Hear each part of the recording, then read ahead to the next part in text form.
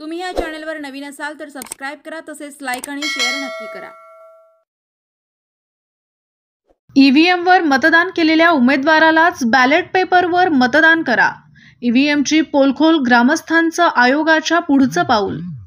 राज्यातील विधानसभा निवडणुकांच्या निकालानंतर पुन्हा एकदा ईव्हीएम संशयाच्या भोवऱ्यात आहे। राज्यात भाजप महायुतीला तब्बल 237 जागांवर विजय मिळाला असून महाविकास आघाडीला केवळ 49 जागा जिंकता आल्याने ईव्हीएम मध्ये घोळ असल्याचा आरोप विरोधकांकडून केला जात आहे।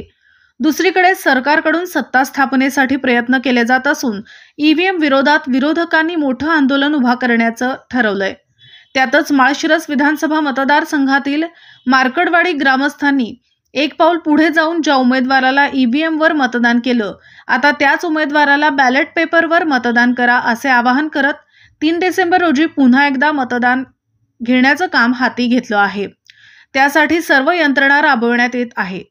ईव्हीएम मशीनमधील मतमोजणी गडबड झाल्याचा आक्षेप घेत माळशिरस तालुक्यातील मार्कडवाडी येथे 3 डिसेंबर रोजी बॅलेटवर मतदान घेतले जाणार आहे। ग्रामस्थांनी एकत्र येत हा निर्णय घेत प्रशासनाला तशा पद्धतीचे निवेदन देखील दिले आहे। मात्र आता हे मतदान व ही मतमोजणी माध्यमांच्या देखरेखीत होणार असून याच दिवशी संध्याकाळी मतमोजणी देखील पूर्ण होणार आहे। गावातील उत्तम जानकर यांच्या गटाने हे मतदान व मतमोजणी घेण्याची भूमिका घेतली।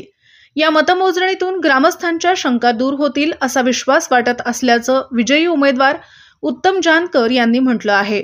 याशिवाय ज्यांनी मतदान केलं त्यांची मते नेमकी कुठे जातात हेही समोर येणार असून यातून ईव्हीएम मशीनची पोलखोल होऊ शकेल। माळशिरस तालुक्यातील प्रत्येक गावात या पद्धतीची भावना तयार झाली असून मोहिते पाटील व जानकर गट एकत्र आल्याने किमान 1.5 लाखाच्या फरकाने आपण विजयी होणार असा विश्वास प्रत्येकाला होता।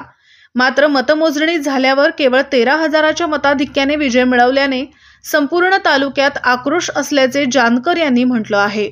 जे गाव माझे आमदाराला माहीत नव्हते, जो कधी तिकडे गेला नाही, अशा गावातही जर त्याला मताधिक्य मिळत असेल तर लोकांची शंका निश्चित निरसन होणे गरजेचे असल्याचे जानकर यांनी म्हटलं। तसेच या मतदान व मतमोजणीतून कायदेशीरदृष्ट्या काही साध्य होणार नसेल तरी बॅलेट पेपरवर मतदान करून काय होते हे 3 तारखेला समोर येणार आहे। गावात झळकला बोर्ड। मार्कडवाडी गावात मतदान जागृती करण्यासाठी डिजिटल बॅनर झळकले आहेत।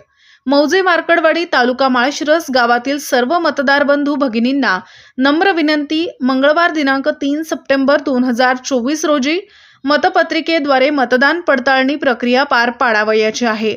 आपण दिनांक 20 नोव्हेंबर 2024 रोजी मतदान केलेल्या उमेदवाराला मतदान करायचे आहे, याची नोंद घ्यावी, अशा आशयाचा संदेश या बॅनरवर लिहिण्यात आला आहे।